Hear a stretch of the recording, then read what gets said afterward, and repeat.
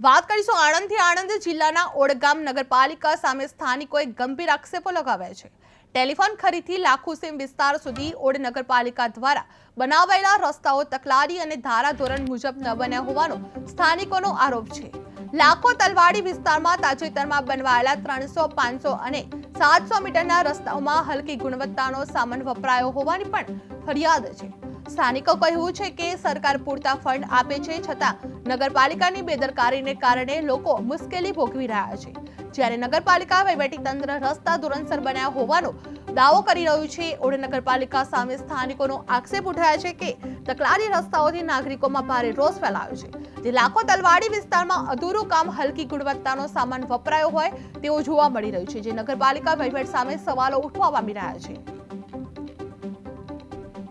હું રહું છું લગભગ 25-30 વર્ષે અમે રહે છે, પણ અમારા રસ્તાનું કોઈ હમણાં કોઈ સરકારે કરી નથી। કોઈ પણ ટાઈમમાં જ્યારે વોટ લેવા માટે આવે છે ત્યારે એ લોકો મીઠું મીઠું બોલી અને આમ કરી આપીશું, આમ કરી આપીશું, એમ કરીને વોટ લઈને પછી પાછા જતા રહે। એમાં ઓડ નગરપાલિકાવાળા કોઈ કહી જોતા નથી। અને અમુક જે રસ્તાઓ જે બનાવ્યા છે એમાં પણ એમણે કાચું માલ વાપરી અને રોડ બધું ખરાબ બનાવ્યા બધા। હવે એમાં એવું છે કે સ્થાનિકોની રજૂઆત 5 તારીખના રોજ કંઈક આવેલી હતી, સાહેબના ધ્યાને મૂકેલું।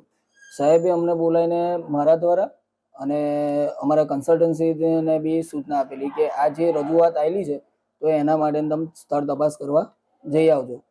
અમે એ દિવસે ગયા હતા સ્થળ તપાસ કરવા। સૂર્યાબેન બાબુભાઈ। અને ક્યાં રહો છો? ઓડ સમસ્યા શું છે?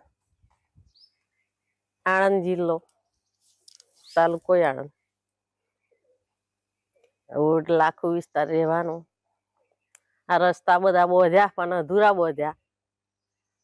થોડો થોડો માલ નાખી નાના પતાવ્યું એમને, થોડા થોડા ખોચા પણ રહેવા દીધા। સારું લાગતું નથી કશું। તે ડિટેલ અમારે પૂરી કરાવવાની એમ। વોટ લેવાના હોય ત્યારે આવીને હારું હારું બોલી જાય કે અહીંયા કરીશું, અહીંયા કરીશું। પછીના વોટ લીધા પછી તો અમારે કોઈ હમું મળે તો વ્યવસ્થા નહીં કરતા। લાખો વિસ્તારમાં હું રહું છું લગભગ 25-30 વર્ષે અમે રહે છે, પણ અમારા રસ્તાનું કોઈ